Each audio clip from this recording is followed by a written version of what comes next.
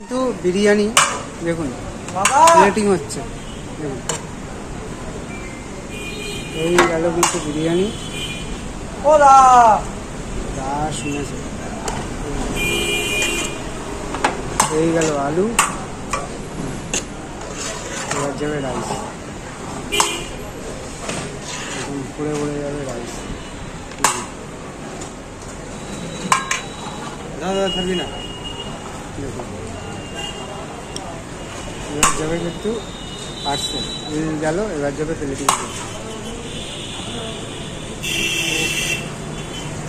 রসালো আলু,